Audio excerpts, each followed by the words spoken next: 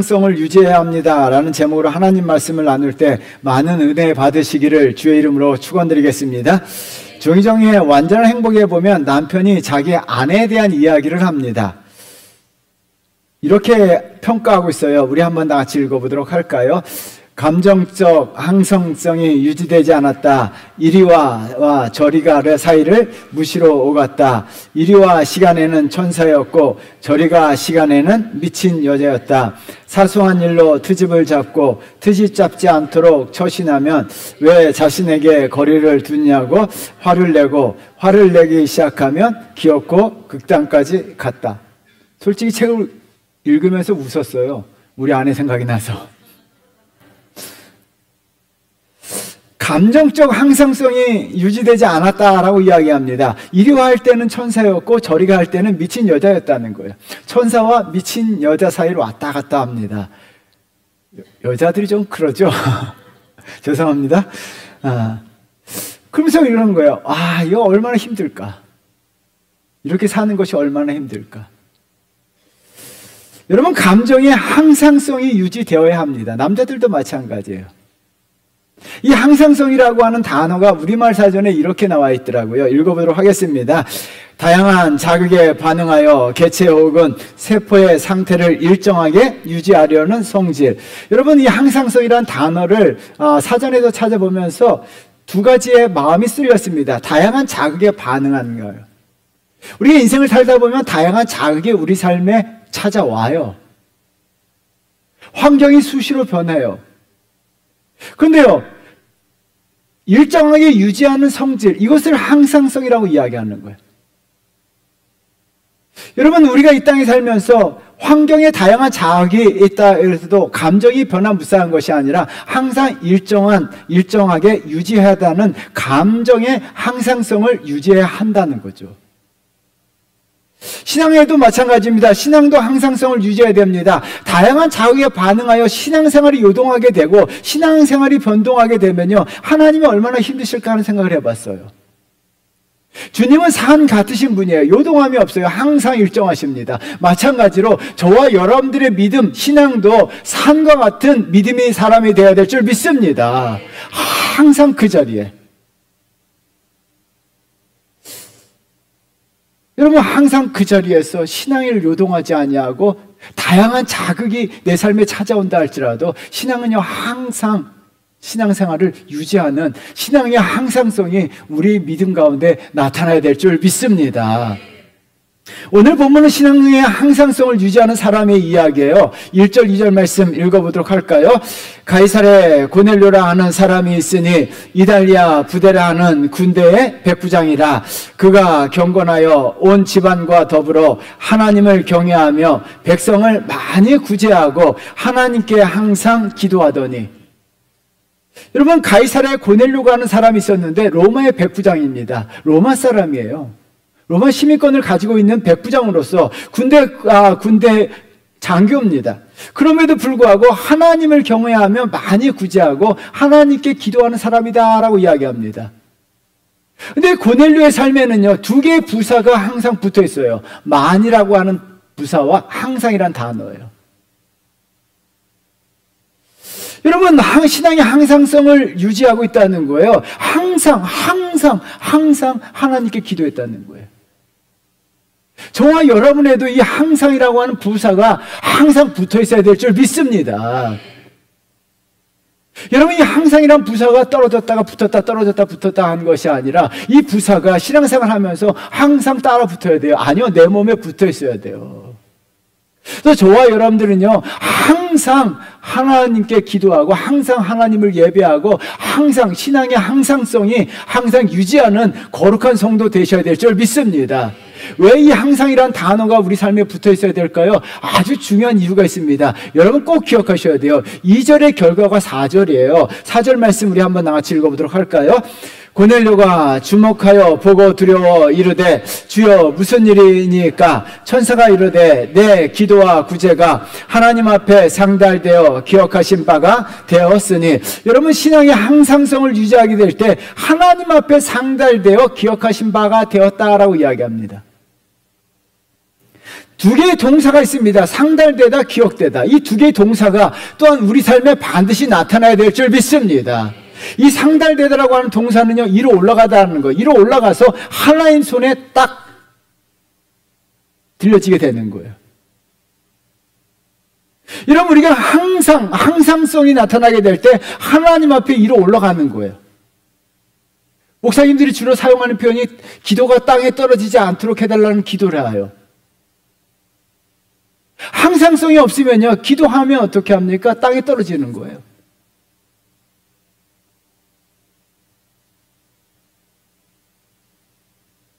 왜 내 기도가 땅에 떨어져야 합니까? 그리고 이야기하죠. 난 기도했는데. 그렇다면 우리가 기도 응답하기 위해서 항상성이 있는가를 한번 점검해 보셔야 돼요. 내 기도에 항상성이 있는가? 내 신앙에 항상성이 있는가? 이 항상이란 부사가 내 삶에 달라붙어 있는가? 신앙생활 하면서요. 이 상달됐다라고 해요. 하늘에 올라가서 하나님 손에 쥐어지게 된 거예요. 여러분, 기억되다라고 하는 동사는요, 굉장히 좋은 동사예요. 구약 성경에서 기억되다, 하나님이 기억하신다, 하나님이 기억하셨다라고 하는 동사가 나오면요, 반드시요, 그 동사 다음에는요, 하나님이 은혜를 베푸셨다, 하나님이 역사하셨다, 하나님이 도와주셨다, 하나님이 축복하셨다라는 하나님의 역사하심이 따라오는 동사가 기억되다라는 거예요. 그래서 여러분, 그렇다면 내가 드렸던 내 예배, 내 기도, 내 삶, 신앙이요, 하나님 앞에 기억되기 위해서는요, 항상 하나님 앞에 예배하는 자가 되고, 하나님 앞에 항상 기도하는 자가 되고, 하나님 앞에 항상 신앙생활하는 자가 되시게 될 때 하나님이 기억하셨다가 반드시 때가 되면 역사하십니다. 그래서 신앙의 항상성이 중요합니다. 여러분, 막 열심히 하는 것이 아니라 항상 신앙의 항상성이 붙어 있어야 돼요. 그래서 여러분, 제발 부탁드리는데요, 항상이란 단어가요, 여러분 신앙생활 꼭 붙어 다니셔야 돼요. 이런 신앙의 항상성을 유지하는 거룩한 성도 되셔야 될 줄 믿습니다. 그렇다면 우리가 신앙생활의 항상성을 유지해야 되는데요, 오늘 본문을 통해 신앙의 항상성을 유지해야 될 것, 신앙에서 어떤 것에 우리 항상성을 유지해야 될까요? 두 가지예요. 첫 번째는요, 하나님과 사람들과 바른 관계의 항상성을 유지해야 돼요. 미국에서 가장 영향력 있는 흑인 여성 중에 한 사람이고요, 영화 배우이고 시인이고 교수이고 인권운동가예요. 굉장히 유명하신 분이죠. 마야 안젤루라고 하는 분이에요. 이분이 나는 배웠다라고 하는 글을 남겼는데요, 참 인생을 살면서 막 하는 것을 경험하면서 나는 배웠다라고 하면서 인생 말년에 썼던 글입니다. 첫 문장과 중간과 마지막만 제가 적어왔어요. 우리 한번 다 같이 읽어보도록 할까요? 나는 배웠다. 생계를 이어가는 것과 삶을 사는 것은 똑같지 않다는 것을. 나는 배웠다. 날마다 손을 내밀어 누군가 닿아야 함을. 나는 배웠다. 내가 여전히 배워야 할 게 많음을. 나는 배웠다. 당신이 한 말과 행동은 있지만 당신이 사람들에게 어떻게 느끼게 했는지 결코 잊지 않는 것을. 저는 마지막 문장이 굉장히 마음에 와 닿았어요.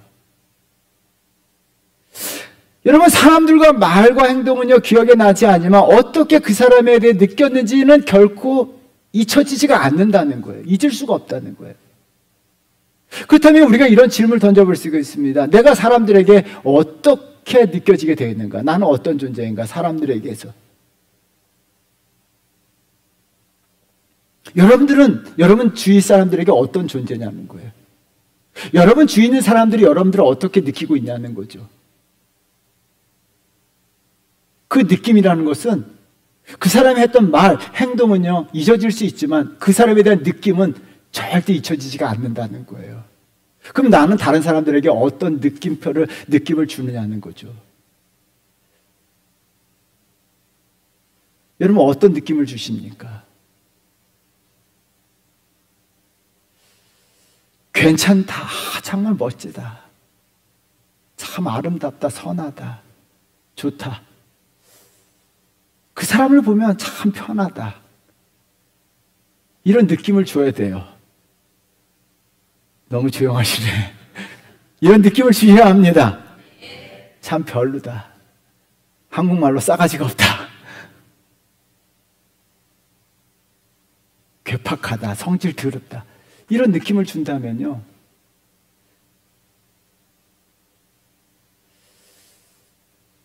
여러분 어떨 것 같아요? 여러분들도 사람을 그렇게 사람에 대한 느낌이 있지 않나요? 노벨 문학상 작품인 설국을 읽고 한 문장이 가슴에 맴들었어요. 우리 한번 나같이 읽어보도록 할까요?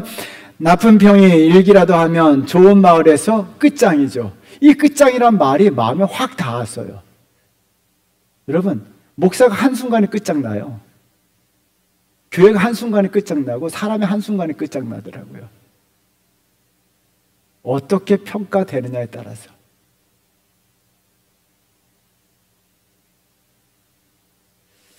단지 사람에게뿐만 아닙니다. 무엇보다도 우리 그리스도인들은요, 하나님께서 어떻게 느끼게 했는가가 중요합니다. 하나님께 평이 나쁘게 되면 진짜 끝장이에요. 여러분, 하나님 보시기에 여러분은 어떤 존재이십니까?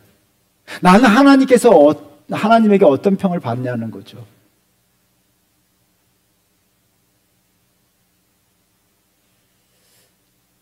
여러분, 저와 여러분들은요, 하나님과 사람들에게 좋게 정말 아름답게 느끼게 해드리는 그런 존재가 되어야 될 줄 믿습니다. 그래서 신앙생활한다는 것은 간단합니다. 하나님과 사람들과의 바른 관계를 맺는 게 진짜 신앙이에요.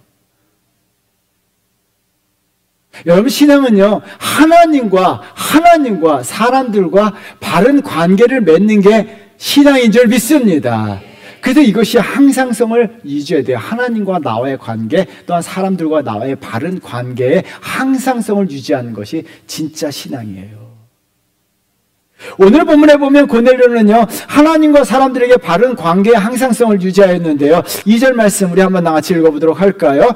그가 경건하여 온 집안과 더불어 하나님을 경외하며 백성을 많이 구제하고 하나님께 항상 기도하더니, 고넬료는요, 하나님과 사람들과 바른 관계를 맺었습니다. 그래서 여러분, 하나님이 등장하고 그의 인생 가운데는 하나님이라고 하는 단어가 그의 인생 가운데 등장해요. 그리고 백성이란, 사람이란 단어가 그의 인생 가운데 등장합니다. 하나님과 관계에서는 하나님과 바른 관계에서 시작합니다. 하나님을 경외하다라고 이야기합니다. 이 경외하다라고 하는 단어가 우리가 신앙생활을 하면서 하나님과의 관계는요, 하나님을 경외하는 자가 되어야 될 줄 믿습니다. 이 경외하다라고 하는 단어는요, 두려워하다라는 단어에서 다 의미입니다. 두려워하다는 거예요. 근데 하나님을 경외하다라는 것은 무엇을 의미합니까? 최고의 하나님을 향해서 나의 최선을 다하는 것이 하나님을 경외하는 거예요. 여러분, 최고의 하나님을 향해서 나의 최선을 다하는 것이 하나님과 바른 관계를 맺고 있습니다. 그렇다면 내가 하나님을 섬기기 위해서 하나님은 최고의 하나님이신 줄 믿습니다. 그럼 나는 최선을 다하고 있는가? 여러분, 지금 예배에 최선을 다하고 계시냐고 하는 거예요.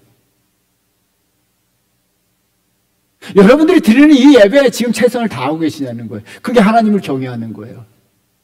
여러분, 우리가 예배 드릴 때 찬양 부릅니다. 찬양 부를 때 내가 최선을 다하고 있는가? 그게 하나님을 경외하는 삶이에요. 내가 기도하는데 최선을 다하고 있는가? 오늘 지금 말씀을 듣고 있는데 여러분 최선을 다하고 있는가? 그러면 지금 하나님을 경외하고 있는 거예요. 최고의 하나님을 향해서 나의 최선을 다하는 것이 하나님을 경외하는 삶이에요. 그렇다면 여러분, 하나님과 나의 바른 관계는요, 내가 최고의 하나님에서 내가 최선을 다할 때예요. 고넬료는요, 하나님 앞에, 최고의 하나님에서 자기의 최선을 다하고 있는 거예요. 여러분, 이런 성도가 되셔야 될 줄 믿습니다. 그래서 예배 드릴 때 최선을 다하세요. 기도할 때 짧은 기도라도 최선을 다하세요. 찬양을 할 때요, 최선을 다해서 하셔야 돼요. 그게 왜요? 하나님을 경외하는 거예요. 아, 입으로만 하나님을 경외한다, 그건 아니에요. 고넬료는 하나님을 경외함으로써 나타나는 현상은 항상 기도하는 사람이었어요. 항상 기도한다라고 이야기합니다. 그러므로 말미암아 기도도 마찬가지예요. 하나님을 경외하는 자들이 할 수 있는 행동이 예배, 기도, 찬양 같은 것들이에요. 하나님을 경외하기 때문에 예배하고 기도하는 거예요. 그래서 고넬료는요, 최고의 하나님을 향해서 나의 최선을 다하는 거예요. 여러분, 이것이요, 왜 중요합니까? 이것이 바로 하나님 앞에 하나님 나라의 보물을 쌓아두는 거예요. 그럼 내가 하나님 나라의 보물을 쌓아둔다? 내가 최고의 하나님을 향해서 최선의 예배를 드릴 때 여러분 지금 하나님 나라의 보물을 쌓아두고 계시는 거예요. 우리 마태복음 6장 20절 말씀, 예수님께서 하신 말씀이죠. 우리 한번 같이 읽어보도록 하겠습니다. 오직 너희를 위하여 보물을 하늘에 쌓아두라. 거기는 좀이나 등록이 하지 못하며 도둑이 구멍을 뚫지도 못하고 도둑질도 못하느니라. 하늘에 보물을 쌓아두라고 이야기합니다. 내가 최고의 하나님을 향해서 최선의 예배를 드리고 최고의 하나님을 향해서 최선의 찬양을 드리고 최고의 하나님을 향해서 최고의 기도를 드리고 있다면 여러분들은 지금 하나님 나라에 보물을 쌓아두고 계시는 거예요. 반드시 하나님 나라의 보물을 많이 쌓아두시는 성도가 되셔야 될 줄 믿습니다. 내가 최고를 다하지 않는다면요, 그냥 예배 자리에 앉아 있는다면요, 보물을 쌓는 것이 아니에요. 하늘에 올라가다가 땅에 떨어지는 거예요. 여러분, 정말 하늘에 올라가다가 땅에 떨어지는 일이 없어야 돼요. 우리가 드리는 예배, 우리가 드리는 기도, 우리가 드리는 찬양이 하나님 앞에 상달되어서 하나님 나라의 창고에, 보물 창고에 보물이 쌓여지는 역사가 일어나야 될 줄 믿습니다. 또한 고넬료는요, 사람들과 관계를 위해서 많이 구제하는 사람이었어요. 여러분, 구제는요, 구제하고 구제라는 단어는요, 굉장히 폭이 넓은 단어입니다. 베풀고 나누고 섬기고 도와주고 함께하는 거예요. 이게 구제라고 하는 단어예요. 그래서 구제하는 사람들은요, 다른 사람들과 관계가 좋은 거예요. 베푸는 사람들, 나누는 사람들, 섬기는 사람들, 도와주는 사람들, 사람들은 누구나 다 좋아합니다. 우리 한번 질문해 볼까요? 여러분 주위에서 인색한 사람들 좋아하는 사람 있나요? 자기만 생각하는 사람들, 나만 챙기는 사람들 좋아하는 사람 있나요? 그런 사람 좋아하는 사람 대한민국에 없을 것 같아요. 누굴 좋아합니까?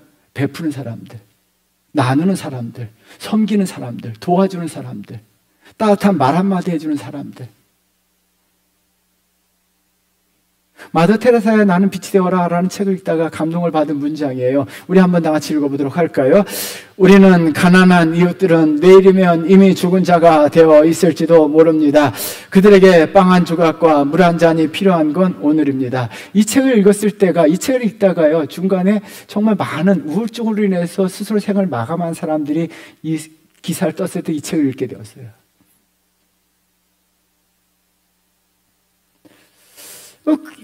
이 책을 읽는데 가슴이 먹먹한 거예요. 내일 죽을지도 모르는 사람들이 너무 많은 거예요. 우리 한국 땅에. 그러면서 이렇게 생각이 듭니다. 한국 사회가 깊은 성찰 없이 다들 성공신화를 향해서만, 자신의 부유함을 위해서만 몰려가는 사회가 되어버렸어요. 언제부턴가 성공신화가 한국 땅을 지배했어요.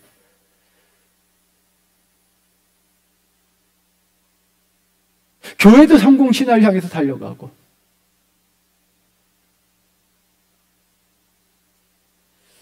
한국 사회에서는 물 한 조각 물 한 잔 빵 한 조각이 필요 없어요. 정말이에요. 근데 정말 필요한 게 있더라고요. 마음의 따뜻한 마음 한 조각이요. 저는 책을 읽다가 정말 하나님 앞에 기도했어요. 정말 우리 교회가, 하나님, 성도들이 뭐 물 한 잔, 따뜻한 빵 한 조각 나누지 않나 할지라도 따뜻한 마음 한 조각을 나누는 교회 되게 해달라고 기도했어요. 정말 교회 왔을 때 성도들 통해서 따뜻한 마음 한 조각을 얻어갔으면 좋겠다 하는 생각이 드는 거예요. 내 것을 주고 또한 나도 따뜻한 마음 한 조각을 얻어가는 그런 교회가, 하나님 이런 교회가 되도록 해달라고 기도했어요. 우리 그리스도인들 통해서 이 사회가 그런 사회가 되어야 될 줄 믿습니다. 정말 우리는요, 물 한 잔, 떡 한 조각이 나누지 않아도 돼요. 근데요, 우리 한국 사회에서 꼭 필요한 거는요, 따뜻한 마음 한 조각이에요. 그래서 교회 와서는요, 정말 내 따뜻한 마음 한 조각을 옆 사람에게 좀 나눠주셔야 돼요. 그리고 서로 나눠주시고 그 따뜻한 마음 한 조각을 받고 돌아가세요. 할렐루야. 우리 이런 교회를 만들어가요. 교회 왔더니 와 썰렁하다 춥다 이런 게 아니라 정말 크게 따뜻함을 못 느껴도요, 우리 작은 교회지만 따뜻한 마음 한 조각을 서로 나누는 거. 여러분, 따뜻한 말 한마디, 따뜻한 마음 한 조각씩 나눠주고 받아가서 그렇게 갔으면 좋겠습니다. 이런 교회를 만들어 가요. 옆 사람과 인사합니다. 손을 한번 잡아주세요.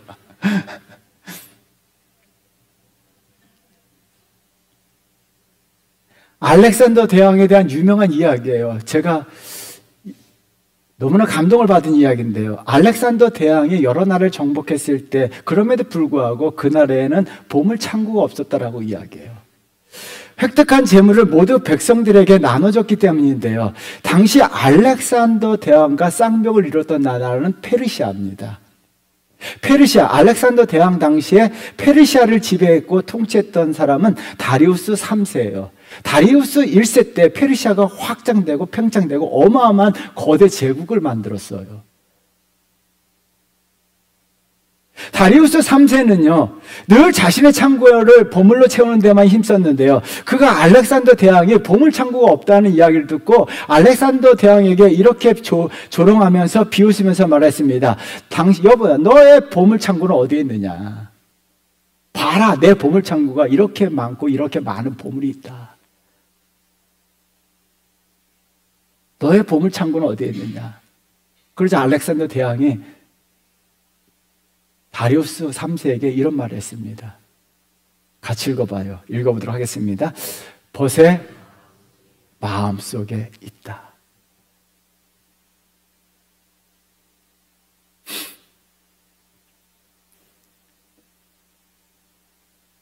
여러분, 다리우스 3세는요, 페르시아의 마지막 왕이에요. 평생의 동안 자기의 보물 창고를 쌓기 위해서 평생을 노력하고 어마어마한 보물을 쌓아두었어요. 근데 마지막에요, 알렉산더 대왕에 의해서 페르시아는 멸망하게 되고 다리우스 3세의 보물 창고는 알렉산더 대왕에 의해서 다 약탈당하게 됩니다.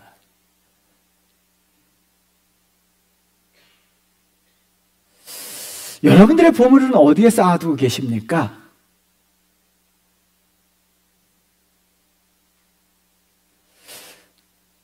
다른 사람들에게 인색한 것은요, 자신의 창고에 쌓아두는 거예요. 구제하고 손을 베풀고 따뜻한 마음의 한 조각을 나누는 것은요, 벗의 마음에 쌓아두는 거예요. 그래서 우리가 벗의 마음에 보물을 많이 쌓는 성도가 되셔야 될 줄 믿습니다. 이런 성도가 되셔야 될 줄 믿습니다. 왜 이것이 중요할까요? 중국의 한비자, 유명한 철학자죠. 그가 한마디를 남겼습니다. 우리 한번 같이 읽어보도록 할까요? 덕은 득이다. 여러분, 덕을 베풀다라는 단어를 많이 씁니다. 덕이 득이라는 거예요. 그래서 덕이라는 글자를 분해보면 두 개입니다. 얻다라고 하는 득자랑 함께 마음심이에요. 마음심자가 합쳐진 게 덕이란 단어입니다. 그렇다면 덕을 베푼다는 건 뭐예요? 사람의 마음을 얻는 거예요. 여러분, 덕을 베풀게 되면 사람의 마음을 얻게 되고, 무엇보다도 덕을 베풀게 되면 하나님의 마음도 얻게 되는 줄 믿습니다. 그래서 덕을 많이 베푸셔야 돼요. 덕을 베풀면 베풀수록요, 하나님의 마음을 얻게 되고요, 사람의 마음을 얻게 돼요. 여러분, 반드시요, 하나님과 사람의 마음을 얻는 자가 되셔야 될 줄 믿습니다. 왜요? 잠언 11장 25절 말씀 보세요. 덕을 베풀므로 말미암아 하나님의 마음도 얻게 됩니다. 읽어보도록 하겠습니다.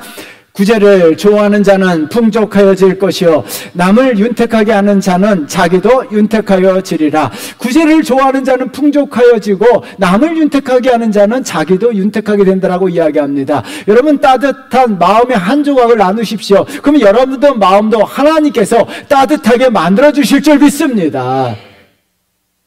여러분, 그래서 교회는요, 베풀고 선을 행하고 도와주고 섬기는 거예요. 그러면 하나님께서 반드시 창고가 비도록 만드는 것이 아니라 우리 삶을 윤택하게 만들어주실 줄 믿습니다. 무엇보다도요, 그래서 우리는요, 보물을요, 하나님에게 쌓아두셔야 돼요. 하늘에요. 하나님을 경외하는 데 쌓아두셔야 돼요. 하나님을 경외하고요, 벗의 마음에 많은 보물을 쌓아두세요. 이것이 왜 중요할까요? 하나님께서 득이 되도록 역사하시기 때문이에요. 4절 말씀 다시 한번 읽어보도록 할까요? 읽겠습니다. 고넬료가 주목하여 보고 두려워 이르되 주여 무슨 일이니까? 천사가 이르되 내 기도와 구제가 하나님 앞에 상달되어 기억하신 바가 되었으니. 여러분, 너의 기도가 상달되었다라고 이야기하지 않냐고? 너의 기도와 구제가 하나님께 상달되었다라고 이야기하고, 하나님께 너의 구제와 기도가 기억되신 바 되었다라고 이야기합니다. 하나님이 기억하시고 하나님이 받으시면요, 반드시요 하나님께서 득이 되도록 역사하시는 줄 믿습니다. 여러분들을 윤택하게 만들어 주실 줄 믿습니다. 그래서 우리는요, 하나님과 사람들과 바른 관계의 항상성을 유지하셔야 돼요. 하나님을 예배할 때는요, 최고의 하나님을 향해서 최선의 예배를 다 드리세요. 정말 내 몸이 피곤하고 아파요. 그럼에도 불구하고 하나님을 예배할 때는요, 최고의 예배를 드리셔야 할 줄 믿습니다. 하나님 앞에 기도할 때는요, 최고의 기도를 드리셔야 될 줄 믿습니다. 하나님 앞에 찬양할 때는요, 최고의 찬양을 드리셔야 될 줄 믿습니다. 그러면요, 그게 하나님과 나와의 바른 관계, 하나님을 경외하게 되면요, 그것이 하늘에 보물을 쌓아두는 거예요. 여러분, 우리도 가난해요. 저도 참 가난해요. 도와달라는 사람이 가끔 전화 와서 많이 쌀 달라, 뭐 이거 돈 달라는 사람이 많아요. 현찰 달라고 할 때마다 가슴이 아플 때가 있어요. 왜요? 지갑에 돈이 현찰이 없기 때문에. 근데 어떻게 합니까? 내가 줄 수 있는 최고를 다해요. 음료수를 드리든지, 뭐 우리가 따뜻한 말 한마디라도, 정말 주변 사람들에게요, 따뜻한 말 한마디, 차 한 잔 대접해서 벗의 마음에 여러분의 보물을 쌓아두십시오. 그러면요, 하나님께서 상달되고 기억되셔서 반드시 여러분을 윤택하게, 풍성하게, 풍족하게 만들어 주십니다. 오늘 말씀 잘 기억해서 최고의 하나님을 향해서 최선, 그리고 벗의 마음에 보물을 많이 쌓아두는 성도 되시기를 주의 이름으로 축원드리겠습니다. 두 번째는요, 경건의 항상성을 유지해야 합니다. 조정민 목사님의 무엇이 성숙인가라는 책의 프롤로그에 나오는 말이에요. 여러분 꼭 크게 읽어보세요. 너무나 중요합니다. 읽어보도록 하겠습니다. 많은 기독교인의 삶은 기독교와 무관하게 살아가는 사람들에게 별다른 도전을 주지 못할 뿐더러 그리 큰 감동을 주지 못합니다. 무엇 때문입니까? 듣고 배운 삶이 손과 발의 삶이 되지 못한 까닭입니다. 그보다 실은 더 큰 이유가 처음부터 잘못 듣고 잘못 배운 까닭입니다. 책을 더 이상 진도가 안 나가려고 여기서 멈췄어요. 여러분, 기독교인들이 기독교와 무관하게 살아가는 사람들에게 도전, 감동을 주지 못한다는 거예요.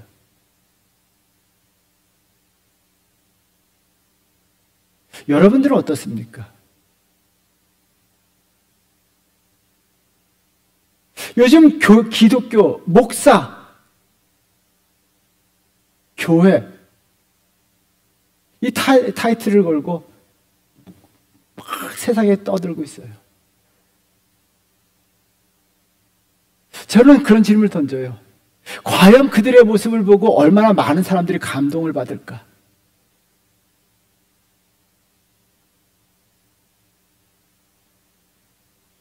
정말 얼마나 많은 사람들이 도전을 받을까?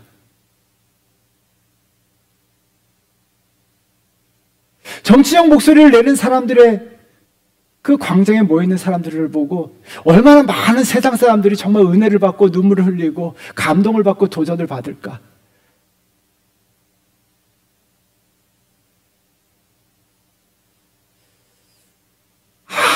아무리 기도하고 아무리 생각해봐도요, 나는 그들의 모습을 보고 감동을 받았다, 도전을 받았다 하는 사람은 없는 것 같아요.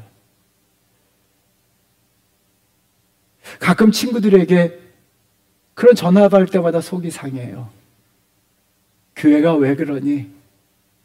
목사 저놈은 왜 그러니?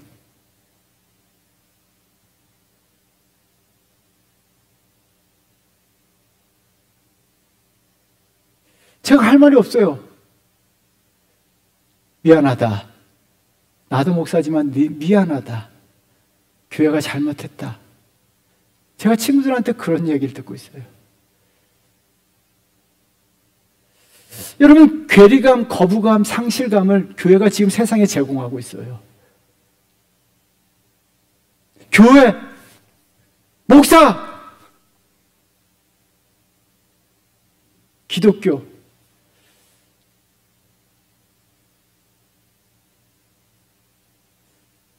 너무 가슴 아파요. 그 이유에 대해서요, 또 그 책에서 이런 문장이 나와요. 우리 한번 다 같이 읽어보도록 하겠습니다. 길 잃은 사람들에게는 두 종류가 있습니다. 길을 처음부터 잘못 잃은 사람과 도중에 바른 길에서 벗어난 사람입니다.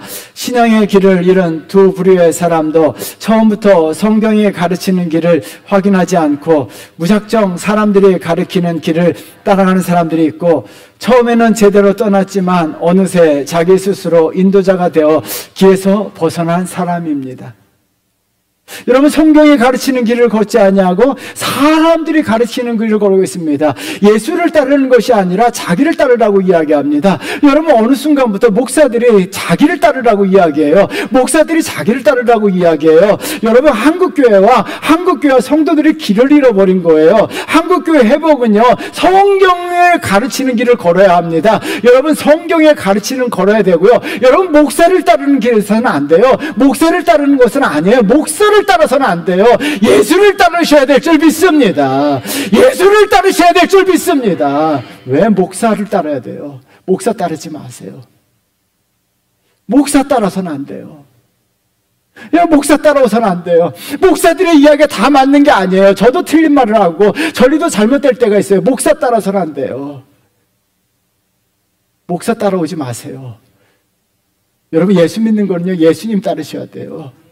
예수님 따르셔야 합니다. 성경을 따르셔야 합니다. 사람의 말이 아닙니다. 정치적 색깔이 아닙니다. 예수를 따르셔야 되고요, 성경을 따르셔야 합니다. 성경을 따르셔야 합니다. 한국교회가 성경에서 벗어났어요. 성경을 따르셔야 돼요. 성경에서 성경의 길을 걸어야 돼요. 지금 한국교회가 성경에서 벗어나고 있어요.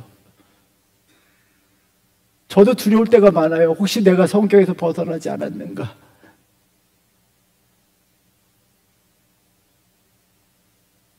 여러분, 우리가 성경에서 가르치는 길을 걸어야 되고요, 성경에서 가르치는 길을 걸어야 되고요, 성경을 따라야 되고, 성경에서 가르치는 예수 그리스도를 따라야 돼요. 여러분, 우리 주원교회 성도들이라도요, 정말 성경을 따르셔야 돼요. 예수님을 따르시길 주의 이름으로 축원드립니다. 성경에서 가르치는 길을 걷게 될 때요, 사람들에게 감동을 주고 은혜를 주고 도전을 주는 거예요.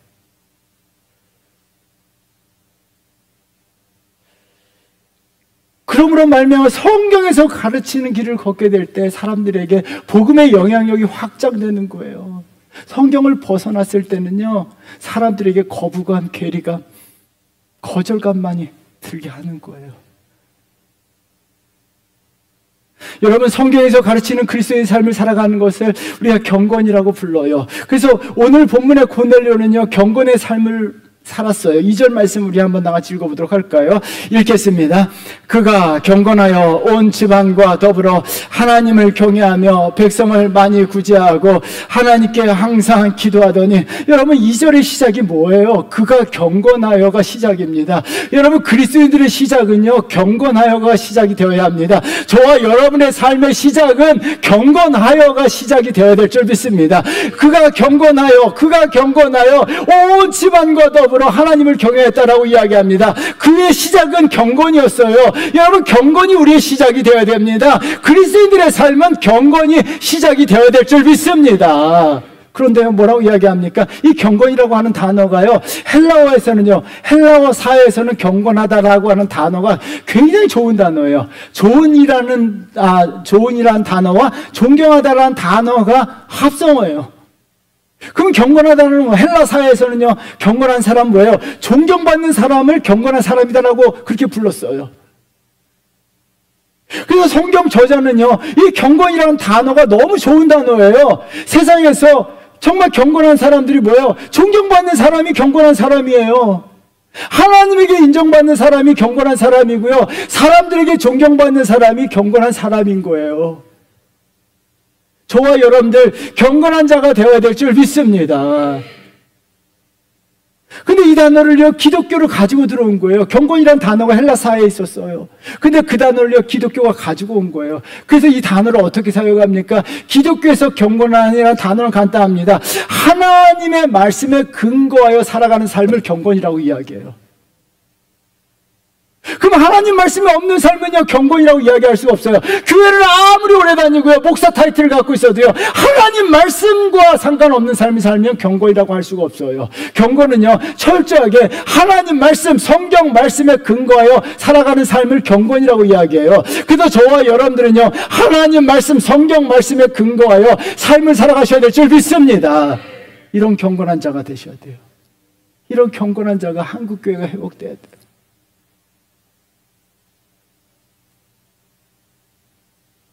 여러분, 사도 바울 말씀 보세요. 디모데후서 3장 5절 말씀 우리 한번 나같이 읽어보도록 하겠습니다. 경건의 모양은 있으나 경건의 능력은 부인하니 이 같은 자들에게서 내게 돌아서라. 제발 돌아서라는 거예요. 경건의 모양만 갖고 있는 사람들, 그 옆에도 가지 마세요. 목사라고 하면서, 장로라고 하면서 예배 제대로 드리지 아니하고 하나님 말씀에 근거하지 않는다면 돌아서셔야 돼요.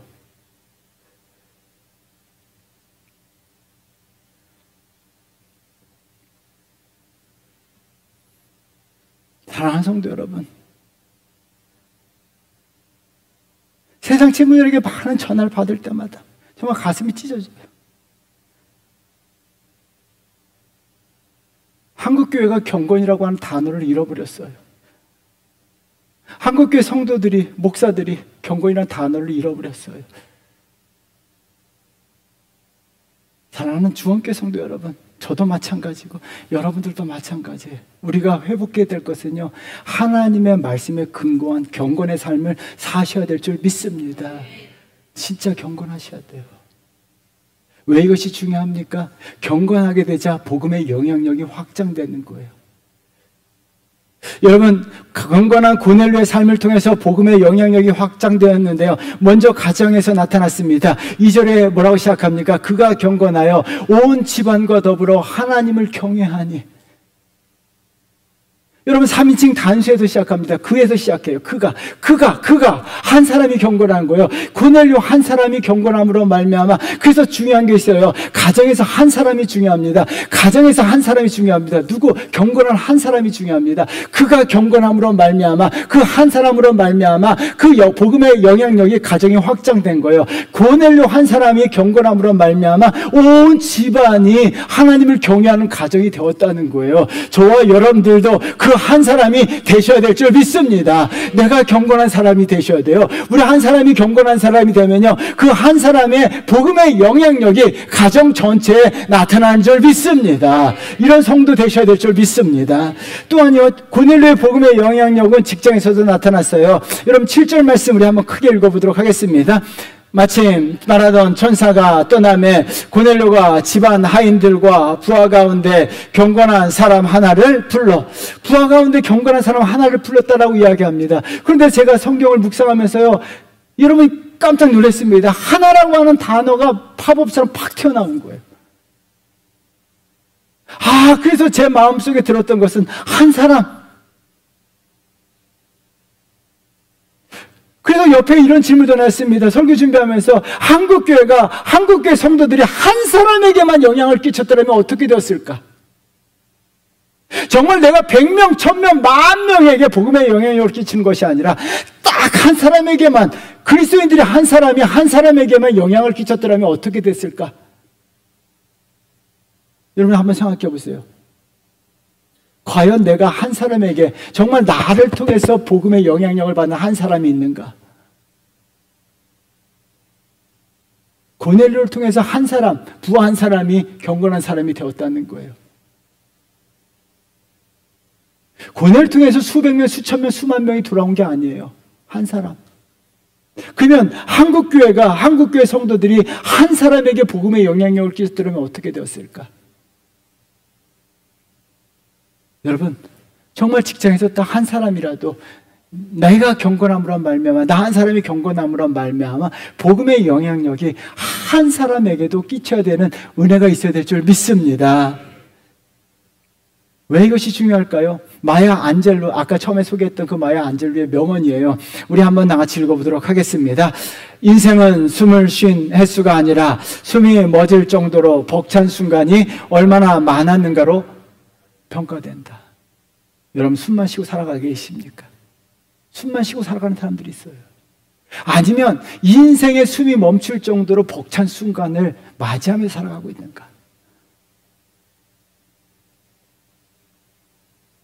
그냥 숨만 쉬면서 살아가고 있는가?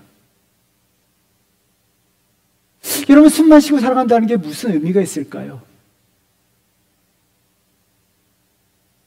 여러분, 인생에서 얼마나 심장이 멎을 듯한 가슴이 벅찬 순간을 얼마나 많이 만들고 계시냐는 거예요. 여러분, 정말 이런 벅찬 순간을 많이 만드는 그런 멋진 삶을 사셔야 될 줄 믿습니다. 여러분, 거기에서 어떻게 돼요? 고넬료는 어떻게 합니까? 자신 한 사람으로 말미암아 가정이 전체 구원받았어요. 고넬료의 마음이, 심장이 어떻게 됐을까요? 얼마나 벅찼을까요? 고넬료로 말미암아 직장에 있는 부한 사람이 예수 그리스도를 영접하게 되었어요. 고넬료의 심장이 얼마나 벅찼을까요? 나로 말미암아 한 영혼이 구원받아서 정말 주께로 돌아왔더라면 얼마나 심장이 벅찼을까요? 왜요? 이것은요, 예수 그리스도께서도 한 영혼이 돌아올 때마다 가슴이 멎는, 심장이 멎는 듯한 벅찬 순간이라고 말씀하셨어요. 여러분, 누가복음 15장 7절 말씀 우리 한번 다 같이 읽어보도록 할까요? 내가 너희에게 이르노니 이와 같이 죄인 한 사람이 회개하면 하늘에서도 회개할 것이 없는 의인 99으로 말미암아 기뻐하는 것보다 더하니라. 죄인 한 사람이 주께 돌아왔을 때 주님께서는요, 벅찬 순간을 맞이하시는 거예요. 고넬료는요, 자신의 심장도 벅찼을 뿐만 아니라 예수 그리스도에게 벅찬 순간을 맞이하게 해주는 정말 멋진 사람이었어요. 사랑하는 성도 여러분, 그래서 우리가 경건이 굉장히 중요합니다.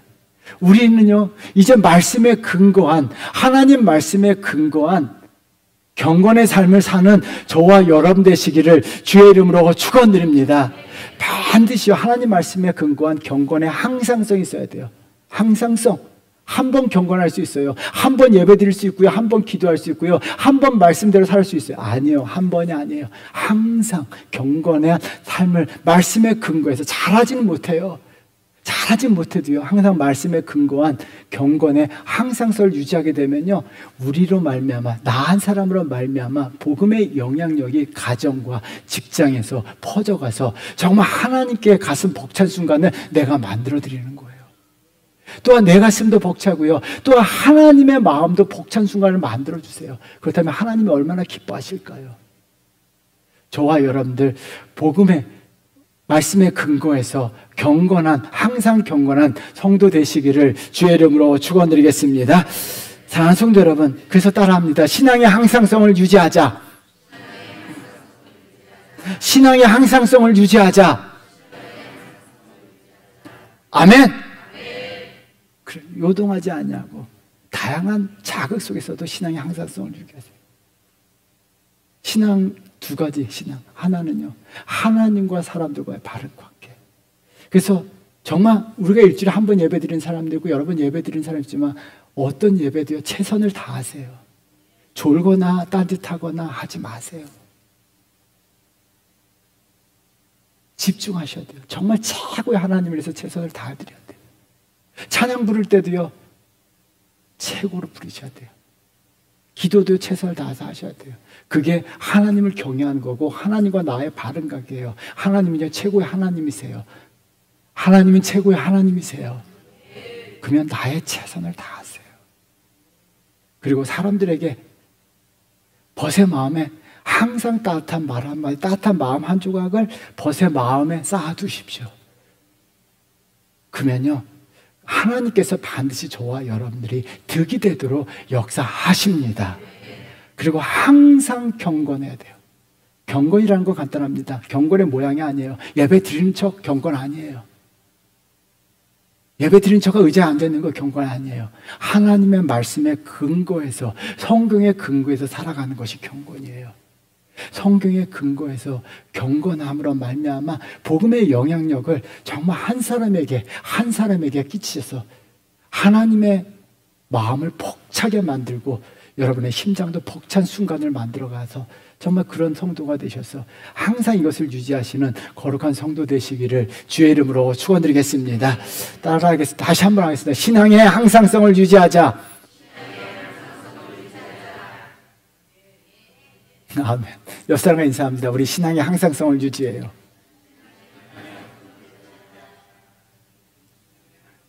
꼭이요.